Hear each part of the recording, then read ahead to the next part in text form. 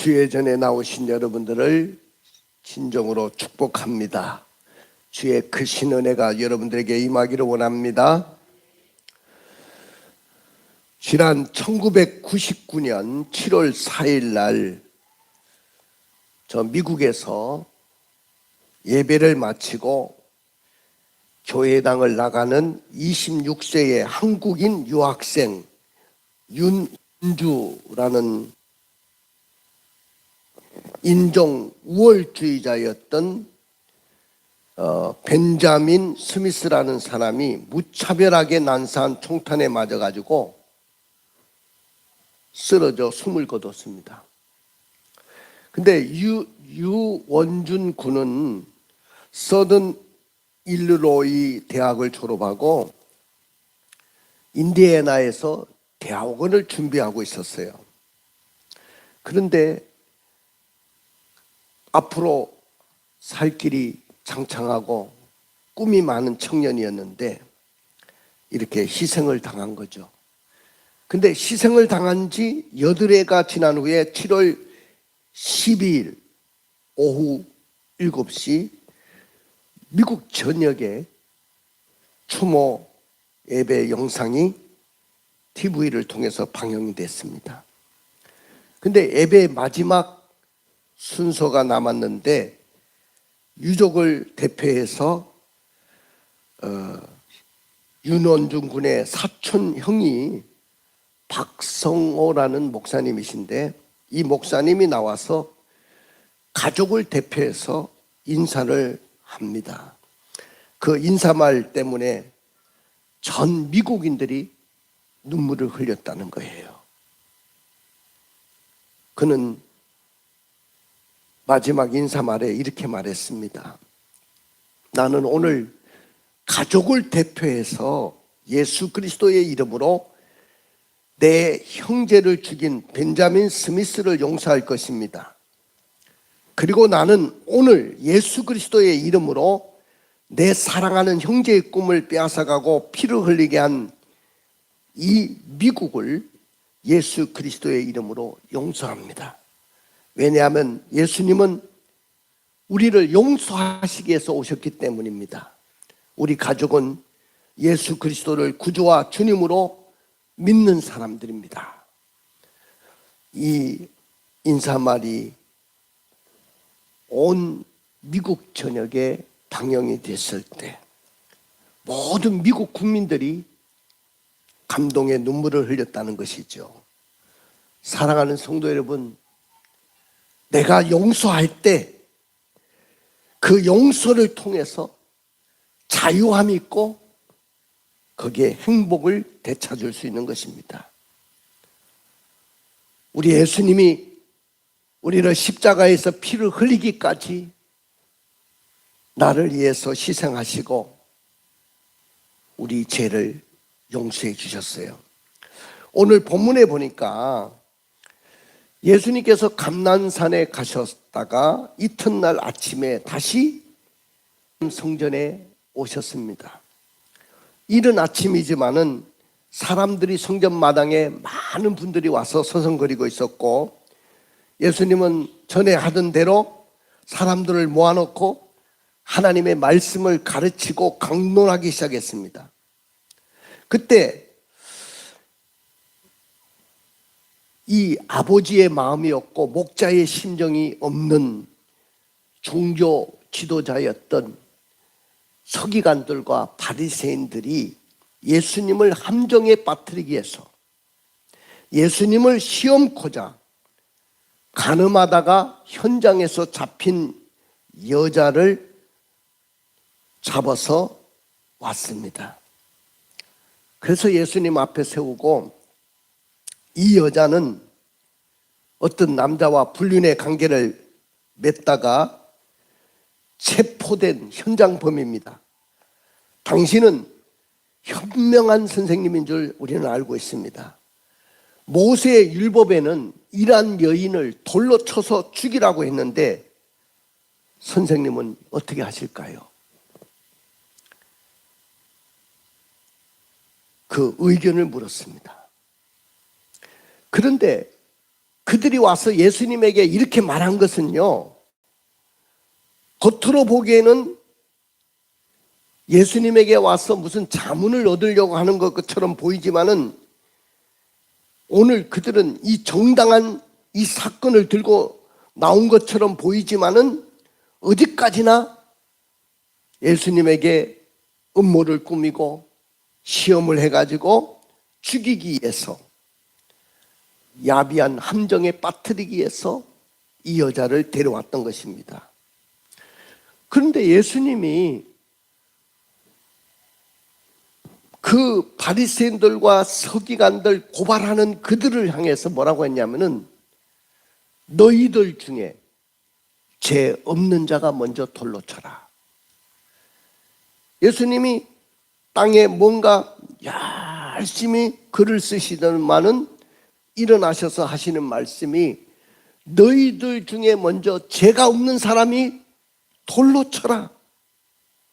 근데 이 말씀을 듣고 양심의 가책을 느낀 사람들이 모두 어른으로부터 청년에 이르기까지 다 떠나가고요, 이 여인만 홀로 남아서 흐느끼면서 공포에 질려서 울고 있습니다. 오늘 주님은 그 여인을 향해서, 여자야, 너를 고발하던 자들이 어디 있느냐? 너를 정죄하는 자가 없느냐? 나도 너를 정죄하지 아니할 것이니 가서 다시는 죄를 범하지 말거라. 오늘 주님은 그렇게 말씀하셨습니다. 그럼 왜 예수님은 종교 지도자들에게 죄 없는 자가 먼저 돌로 치라고 하셨을까요? 그리고 이 여인을 향해서 나도 너를 정죄하지 아니할 것이니 가서 다시는 죄를 범하지 말라고 왜 이런 말씀을 하셨을까요? 오늘 이 시대의 목회자들, 많은 사역자들, 많은 성도들, 여러분들이 어떤 마음을 가져야 될까요? 어떤 마음을 가지고 주의 일을 해야 될까요? 어떤 마음을 가지고 전도하고, 어떤 마음을 가지고 셀을 일으키고 내가 리더로서 사명을 감당해야 될까요? 오늘 저의 설교 제목은 용서하시는 예수님의 마음입니다. 한번 따라해 봅시다. 용서하시는 예수님의 마음. 그렇습니다. 예수님은 용서하시는 마음을 갖고 계세요. 이것이 바로 목자의 심정이죠. 많은 사람들은 간음하다가 현장에서 잡혀왔으니까 돌로 쳐서 죽이라고 합니다. 그런데 많은 사람들이 손가락질하고 돌을 던지려고 하지만은 예수님은 그를 용서하셨다는 거예요. 그러나 서기관들과 바리새인들은 용서하지 않고 정죄했습니다. 그러면 왜 서기관들과 바리새인들은 용서하지 않고 정죄했을까요? 왜 용서하지 않고 정죄하라고 했을까요? 그것은 첫 번째로 예수님을 시험하려고 예수를 이용하였기 때문입니다. 우리 요한복음 8장 3절 5절을 읽어볼까요? 서기관들과 바리새인들이 음행 중에 잡힌 여자를 끌고 와서 가운데 세우고 예수께 말하되, 선생이여, 이 여자가 간음하다가 현장에서 잡혔나이다. 모세는 율법에 이러한 여자를 돌로 치라 명하였거니와 선생은 어떻게 말하겠나이까? 6절 또 읽어주세요. 그들이 이렇게 말함은 고발할 조건을 얻고자 하여 예수를 시험함이러라. 예수께서 몸을 굽히사 손가락으로 땅에 쓰시니. 여기 간음하다가 잡혀온 여인은 결혼한 여자입니다. 결혼을 했고 혹은 약혼한 여자일 수도 있습니다. 유대 사람들은 약혼만 해도 결혼하고 똑같은 효력이 발생해요. 그러니까 결혼을 했는 여자든지 약혼한 여자이든지 간에 자기 남편 아닌 다른 남자와 음행을 하다가 현장에서 붙잡혔다는 거죠. 서기관들과 바리새인들은 음행하다가 잡힌 여자를 끌고 왔어요. 뭐 현장에서 죽일 수도 있는데 왜 끌고 왔느냐? 예수님에게 앞에 세우기 위해서 끌고 온 거죠. 근데 예수님이 지금 서신 자리는 유대인들이 가장 소중하게 여겼던 성전입니다. 예수님이 지금 계신 곳은 성전이었어요. 거룩한 성전인데 왜 하필이면 가늠한 여인을 성전으로 끌고 왔을까요? 우선 장소도 마땅하지 않고 그 시간은 아침 시간인데 아침 시간 그 시간도 마땅하지 않는 거예요. 예수님이 성전에 앉으셔서 하나님의 말씀을 강론하는 시간에 서기관들과 바리새인들이 가늠한 더러운 여자를 성전으로 끌고 온 것 그 자체가 잘못입니다. 여러분들 현장에서 가늠하다가 잡혔으면 파출소로 끌고 가든지 법정으로 끌고 가야지 왜 예수님에게 끌고 왔습니까? 이 서기관들과 바리새인들의 목적은 뭐냐면은 여인의 범죄를 자신의 오름에 입증하기 위해서 이 여인을 이용하기 위해서죠. 그리고 그를 용서하지 않고 정죄했던 것이죠. 이것을 통해서 어찌하든지 예수님을 골탕 먹이고 예수님을 시험하려는 그런 목적이 있는 거예요. 우리가 본문에 보면 이 본문 이야기에 숨어 있는 몇 가지 수상한 점을 발견하지 않을 수가 없어요. 제가 추론해 보면 그렇습니다.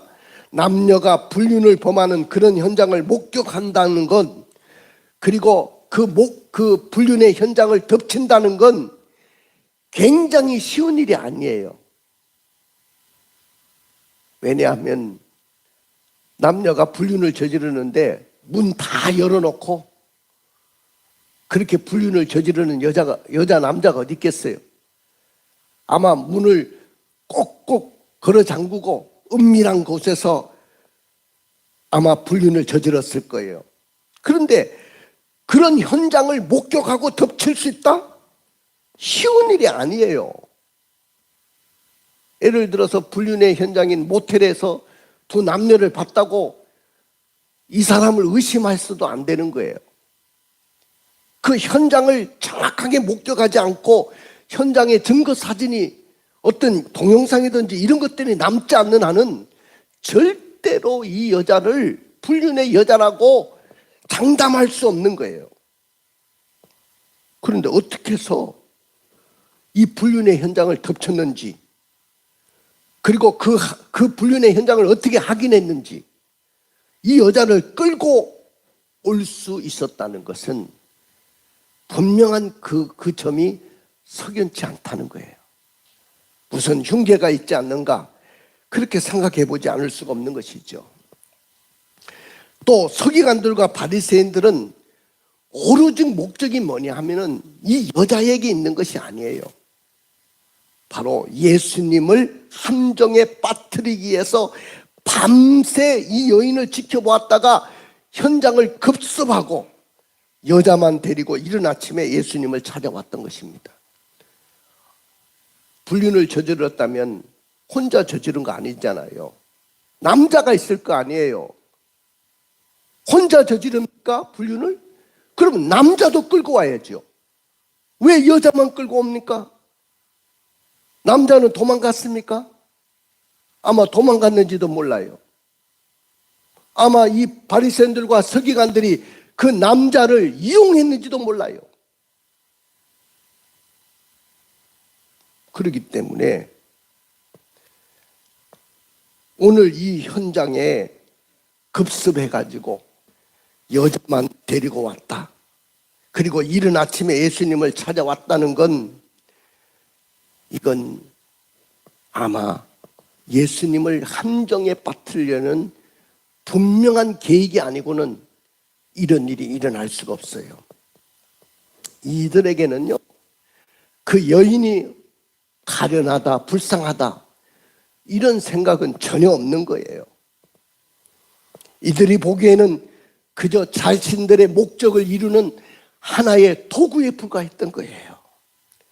이들은 밤에 맞도록 예수를 잡을 궁리를 하고 예수를 죽일 계획을 세우는 그런 안타까운 일을 이 여인을 통해서 벌이고 있었던 것이죠. 그 다음에 두 번째로 보면 오늘 왜 그들은 용서하지 않고 이 여인을 정죄했습니까? 율법대로 집행하려고 했기 때문입니다. 그들이 생각하는 것은 우리는 법에 의해서 범죄한 이 여인을 우리는 처단하겠다. 율법을 집행하겠다. 그렇게 생각을 했어요. 자, 요한복음 8장 5절입니다. 모세는 율법에 이러한 여자를 돌로 치라 명하였거니와 선생은 어떻게 말하겠나이까? 아니, 모세는요, 제 율법에 보면 이러한 여자들, 다시 말하면 불륜을 저지른 이 여자는 돌로 치라고 명했는데, 여자만 치라고 한 것이 아니고 남자도 함께 돌로 치라고 했는데 선생은 어떻게 하렵니까? 어떻게 말하겠습니까? 실제로 모세의 율법에 보면 남자가 유부녀와 약혼한 여자와 통간을 하게 되면 간음한 남녀 두 사람을 다 모두 죽이라고 돼 있어요. 한번 읽어볼까요? 신명기 22장 22절부터 24절을 읽어볼까요? 어떤 남자가 유부녀와 동침한 것이 드러나거든 그 동침한 남자와 그 여자를 둘 다 죽여 이스라엘 중에 악을 제할지니라. 처녀인 여자가 남자와 약혼한 후에 어떤 남자가 그를 성읍 중에서 만나 동침하면 너희는 그들을 둘 다 성읍문으로 끌어내고 그들을 돌로 쳐 죽일 것이니 그 처녀는 성 안에 있으면서도 소리 지르지 아니하였으며 그 남자는 그 이웃의 아내를 욕보였음이라. 너는 이같이 하여 너희 가운데서 악을 제할지니라. 그렇습니다. 법이라는 것은 사회를 더 아름답게 만들기 위한 목적이 있는 것이죠. 그러니까 법의 수호가 목적이었다면 아마 여자만 데리고 오지 않았고 남자까지 붙잡아 와가지고 정식 재판에 넘겼어야 됩니다. 그러나 이들은 남자는 살려두고 여자만 데려왔다? 이건 법의 수호의 목적이 아니에요. 남자도 용서할 수 없는 죄를 범한 거예요. 아마도 남자는 경상도 말로 톡겼을지도 몰라요. 도망갔을 거예요. 도망가는 남자를 잡으려면 그 당시에 예루살렘은 손바닥만한 예루살렘인데 찾아내려고 하면 얼마든지 찾아가지고 붙잡아서 올 수도 있는데 왜 남자는 안 데려왔단 말입니까? 여러분들 여기 서기관들은요 전문적으로 율법을 연구하고 율법을 공부하는 학자들입니다. 대부분이 바리새인들이었어요. 이 사람들은 율법을 보존하는 역할을 했어요. 전문적으로 율법을 연구하고 율법을 수호하려는 목적을 갖고 있는 사람들이었어요. 그리고 율법을 교육하는 그런 역할을 감당했기 때문에 랍비, 선생이라는 말을 듣고 살았어요. 사회적으로 굉장히 존경을 받는 사람들이었습니다. 그리고 사내들인 공회원들이 돼가지고 율법을 집행하기 시작하죠. 죄를 범한 사람은 그 율법에 의해서 처단을 하고 그렇습니다. 예수님도 마지막 처형되기 전에 사내들인 공회에 가서 대제사장들과 이 공회원들에게 신문을 받았던 것을 볼 수가 있어요. 그만큼 이 사람들은요 막강한 법을 앞세운 힘과 또 권력을 갖고 있고 권세를 갖고 있는 사람들이었습니다. 근데 오늘 본문에 보니까 두 가지 모습이 대조를 이루고 있어요. 마치 허기진 맹수처럼 사자나 호랑이처럼 몰려오고 있는 이 군중들의 모습이 오늘 본문에 고스란히 드러나 있어요. 그리고 그 앞에서 머리는 헝클어진 채, 어깨는 쭉 늘어진 채 흐느껴 울고 있는 불쌍한 여인의 모습이 오늘 본문에 보여집니다. 가늠하다가 현장에서 붙잡혀온 여인의 이 심리적인 독백을 저는 추론해 봤어요. 하나님, 솔직히 말씀을 드린다면 제가 어떻게 하다가 이 욕망에 걸려가지고 다른 남자와 간음을 했는지 저도 나를 용서할 수가 없습니다. 그리고 너무나도 내가 이런 죄를 범했다는 것이 부끄럽고 죄책감 때문에 고개를 들 수가 없습니다. 더군다나 대중 앞에서 개처럼 끌려와가지고 대중들에게 돌로 쳐 죽임을 당한다든지 내가 간신히 그 자리에서 살아남는다고 해도 나는 평생에 시달릴 수치와 부끄러움에서 나는 자유로울 수가 없습니다.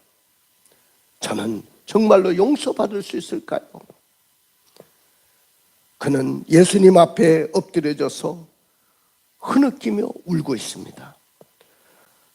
그럼에도 불구하고 예수님은 목자의 심정으로 용서하신 줄로 믿습니다. 할렐루야! 믿으십니까? 오늘 예수님은 이 시대의 모든 목회자나 사역자나 모든 성도들이 목자의 심정을 가지고 아버지의 마음, 예수님의 마음을 가지고 자기가 죄를 범했으면 먼저 돌로 쳐야 되고 다른 사람의 죄를 용서하기를 그리고 정죄하지 않기를 원하시는 분이 바로 우리 예수님이신 줄로 믿습니다. 우리 예수님은 사랑의 하나님이시고 자비롭고 은혜가 넘치시는 하나님이에요. 우리 하나님은 용서의 하나님이십니다. 사랑하는 성도 여러분, 오늘 예수님의 그 목자의 심정은 어떤 심정, 어떤 마음을 갖고 있을까요? 첫째는 이 여인이 내 딸이고 내 누이라면 욕볼 수 없다는 거예요. 만약에 현장에 끌고 온 이 여인이 내 딸이다, 내 누이다, 욕볼 수 있겠습니까? 그 사람에게 돌을 던질 수 있겠습니까?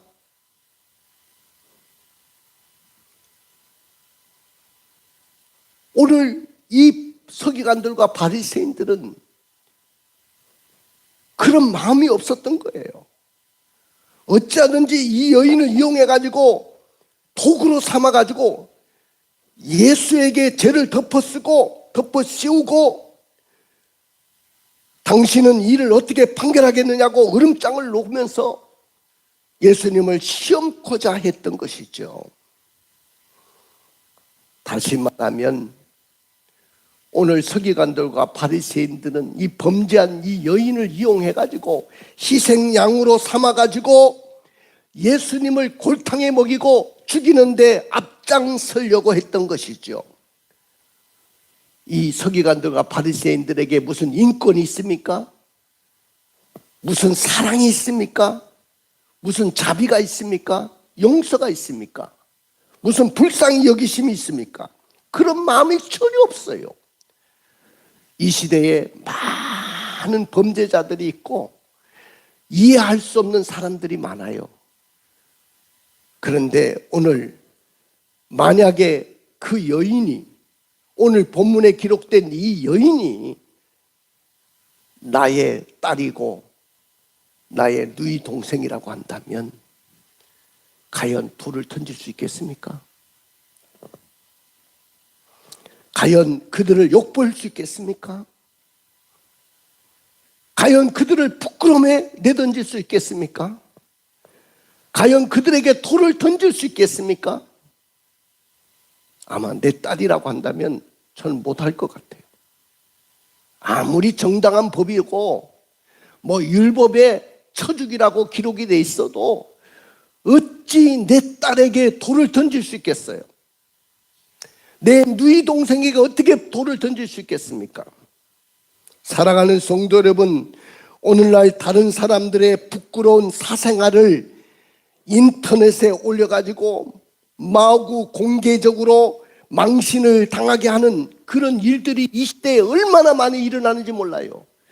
만약에 그 인터넷 영상 속에 올려져 있는 그 아이들이, 그 처녀와 그 아이들이 나의 누이 동생이고 나의 딸이라고 생각해 보세요. 그렇게 인터넷에 올려가지고 마구 올려가지고 그들에게 부끄러움을 주고 망신을 줄 수 있고 수치를 줄 수 있겠습니까? 오늘 본문에 기록된 이 사두개인과 바리새인들은 바로 그런 흉악 범죄와 다를 바가 없는 사람들이에요. 인터넷의 누리꾼들에 의해 가지고 많은 아이들이 공개 처형을 당하는 끔찍한 범죄가 지금 이 시대에 일어나고 있어요. 나는 사랑하는 성도 여러분, 내가 그리스도인이라고 한다면, 내가 믿음의 사람이라고 한다면 절대로 이런 일에 참여하지 않기를 주의 이름으로 축원을 드립니다. 이 일은 범죄입니다, 여러분들.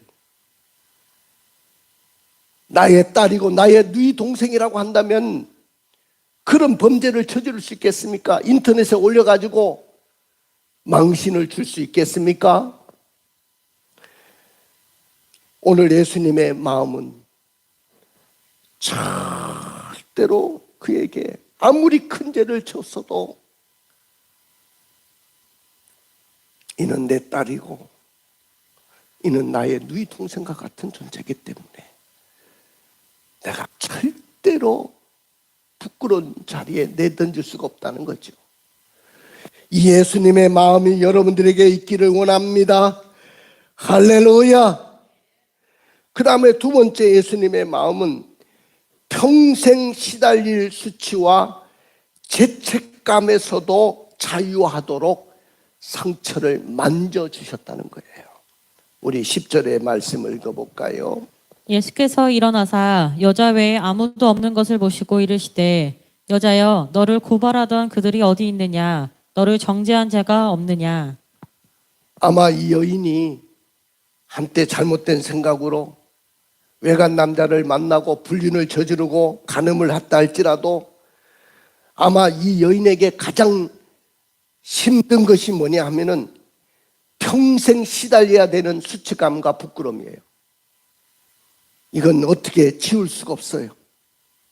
근데 오늘 예수님은 그에게 다가가셔서 목자의 심정으로 이런 상처까지도 만지신 줄로 믿습니다. 그의 상처를 어루만져 주신 줄로 믿습니다. 이것이 바로 우리 예수님의 마음이에요. 사랑하는 성도 여러분, 교회를 찾아오는 많은 성도들 중에는 한때 지은 죄 때문에 평생 수치와 죄책감에 시달리고 사는 사람들이 많습니다. 그들이 상처가 되고 고통이 돼가지고 평생을 그 부끄러움 속에 살아가는 분들이 얼마나 많은지 몰라요. 우리는 목자의 심정을 가지고 그들에게 다가가야 되고 그들을 품어줘야 되고 그들을 예수님의 마음으로 사랑해 줘야 될 줄로 믿습니다. 할렐루야. 이 마음이 여러분들에게 있어야 될 것입니다. 그 다음에 예수님의 마음은 고발하는 자들을 오히려 심판하셨다는 거예요. 고발하는 자들을 두둔하지 않았어요. 정당한 법을 가지고 왔지만은 그들을 두둔하지 않았어요. 오히려 고발하는 자들을 오히려 심판했다는 거죠. 우리 요한복음 8장 6절부터 7절을 읽어볼까요? 그들이 이렇게 말함은 고발할 조건을 얻고자 하여 예수를 시험함이로라. 예수께서 몸을 굽히사 손가락으로 땅에 쓰시니 그들이 묻기를 마지 아니하는지라. 이에 일어나 이르시되 너희 중에 죄 없는 자가 먼저 돌로 치라 하시고. 그날 아침에 하나님의 사랑을 가르치는 수많은 사람들이 눈에 들어왔어요. 그 사람들의 눈에 들어온 것이 뭐냐면은 한 여인이 간음하다가 현장에서 붙잡혀서 끌려온 여인이었어요. 수많은 사람들의 시선이 그를 바라보고 있어요. 예수께서 돌로 치라고 하면 사랑을 선포하신 예수님의 가르침이 지금까지 사랑해야 된다고 가르쳤던 그 예수님의 가르침이 의심을 받게 되는 거죠. 어떻게 사랑의 하나님이, 사랑의 예수님이라고 하시는 분이 무자비하게 돌로 치라고 하는가?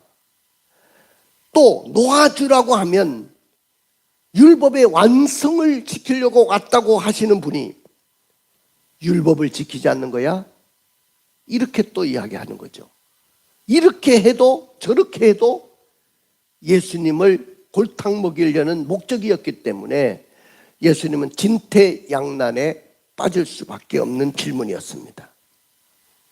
그때 오늘 서기관들과 바리새인들이 현장에서 간음하다 붙잡혀온 여자를 고발을 하자 예수님은 몸을 굽혀서 땅에 무엇인가를 열심히 쓰셨어요. 열심히 쓰시고 저는 그 쓰신 내용이 뭔지는 모르겠는데 제가 추론을 해보면 이렇습니다.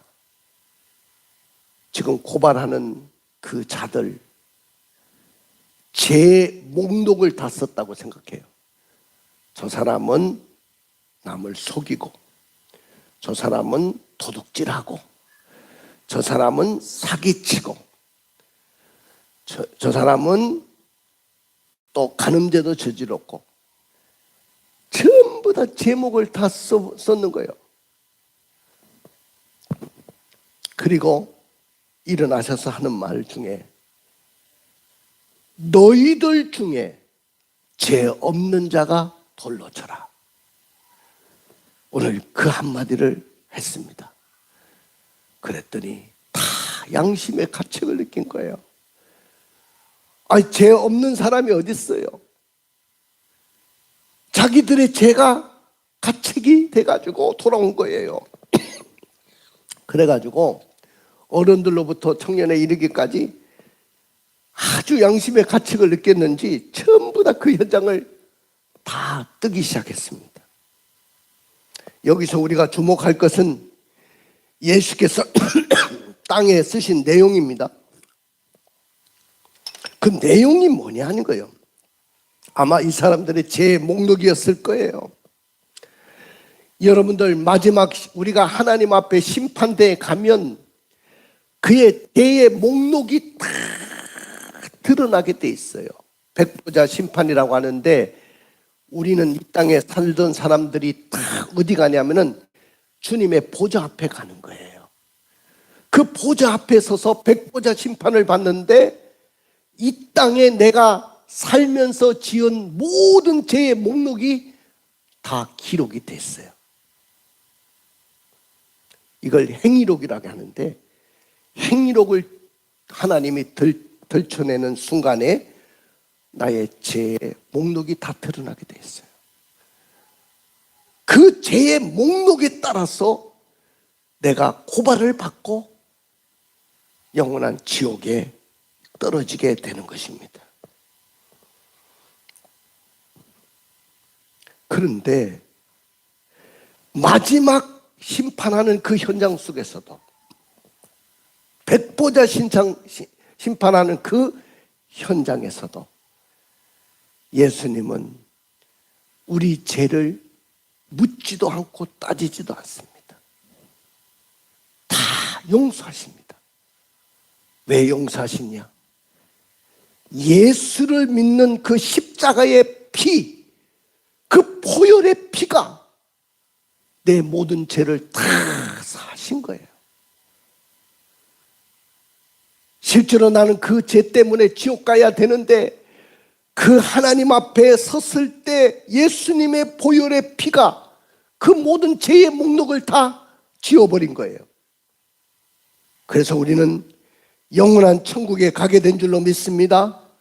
사랑하는 성도 여러분, 교회를 다니는 성도 중에도 하나님의 이름을 가진 욕망을 이루는 수단으로 사용해서는 안 된다는 거예요. 권세의 힘을 이용해 가지고 연약하고 가련한 자를 힘들게 하고 어렵게 해서는 안 되는 것입니다. 살아가는 권세자들이요, 세상에 권세를 가졌다고 하는 여러분들, 정당 대표 그리고 국회의원 여러분들, 여러분들은 받은 권세를 가지고 백성을 향해서 사용해야 되고 국민을 향해서 그 권세를 써야 될 줄로 믿습니다. 나는 온갖 죄를 범하면서도 왜 국민은 용서하지 않습니까? 왜 백성은 용서하지 않습니까? 우리는 다 죄 때문에 지옥 갈 될 그런 사람들이 아닙니까? 사랑하는 성도 여러분, 우리는 나에게 죄를 지은 사람을 용서해 주십시오. 그래야 주님도 여러분들을 용서하실 줄로 믿습니다. 믿습니까? 내가 다른 사람을 용서할 수 있어야 내가 편해지는 거예요. 내가 자유한 거예요. 저 사람은 절대 나 용서 못해. 내 눈에 흙이 들어와도 용서 못해. 그런 사람이 있을지라도 용서하세요. 예수님이 여러분들을 위해서 먼저 용서하셨어요. 우리는 네 번째, 예수님의 마음은 목자의 심정으로 여인의 죄를 용서하셨다는 거예요. 10절부터 11절을 읽어볼까요? 예수께서 일어나사 여자 외에 아무도 없는 것을 보시고 이르시되 여자여 너를 고발하던 그들이 어디 있느냐 너를 정죄한 자가 없느냐 대답하되 주여 없나이다. 예수께서 이르시되 나도 너를 정죄하지 아니하노니 가서 다시는 죄를 범하지 말라 하시니라. 이 여인을 고발하기 위해서 현장에서 끌고 왔던 많은 사람들에게 너희들 중에 죄 없는 자가 먼저 돌로 치라. 그랬을 때 양심을 느끼고 다 어른으로부터 청년에 이르기까지 다 빠져나간 후에 오늘 이 여인만 남게 됐어요. 무서운 공포와 수치와 부끄러움 속에 벌벌 떨고 있는 이 여인에게 다가가셨습니다. 여자야, 너를 고발하던 그들이 어디 있느냐? 너를 정죄한 자가 없느냐? 예수께서 예수께 대답하기를 주여 없습니다. 그러냐? 예수께서 말씀합니다. 나도 너를 정죄하지 아니하노니 가서 다시는 죄를 범하지 말거라. 할렐루야. 오늘 이것이 바로 목자의 심정인 줄로 믿습니다. 사랑하는 성도 여러분, 사실 간음하다가 현장에서 잡혀온 이 사람은 금방이라도 죽을 운명의 사람이 됐어요. 근데 이 사람이 바로 누구냐면은 바로 나예요. 현장에서 간음하다가 붙잡혀온 여인이 누구냐면은 바로 우리들이에요. 여기 서 있는 목사요 여러분들입니다. 이 여인은 허물과 죄로 지옥의 판결을 피할 수 없는 가련한 이 세상 사람들의 모든 모습이에요. 우리들의 처지가 뭐냐면 바로 돌에 맞아서 죽을 운명 앞에 놓여진 사람들이고 두려움에 떨고 있는 이 여인이 바로 오늘 우리란 말이죠. 예수님이 아니었다면 우리가 어떻게 영원히 저주받을 운명에서 구원받았겠습니까? 예수님이 용서하지 않았다면 어떻게 우리가 이 땅에서 생명을 얻고 구원을 받고 영생을 얻을 수 있겠습니까? 사랑하는 성도 여러분, 예수님이 우리 죄를 대신 짊어지시고 십자가에 달려서 죽으셨기 때문에 우리는 이 여인처럼 용서받은 줄로 믿습니다. 할렐루야. 아레이 토레이라는 박사가 영감 있는 통찰을 했어요. 십자가에 달리신 그리스도는 죄책감에서 우리를 구하십니다. 보좌에 앉으신 그리스도는 죄의 권세에서 우리를 구원하십니다. 그리스도의 재림은 죄의 존재에서 우리를 구원하십니다. 오늘 그렇게 선포했어요. 사랑하는 성도 여러분, 우리도 이 여인처럼 한편으로는 죄를 용서받고 또 한편으로는 우리의 심령에 하나님의 거룩한 것을 채워지는 그런 사람들로 살아내기를 주의 이름으로 축원을 드립니다. 따라해 봅시다.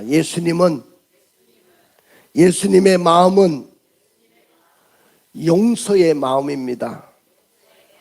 그렇습니다. 예수님은 이 여인이 내 딸이고 내 누이라고 생각하시고 욕볼 수 없다고 하시면서 용서하시는 마음을 갖고 계셨어요.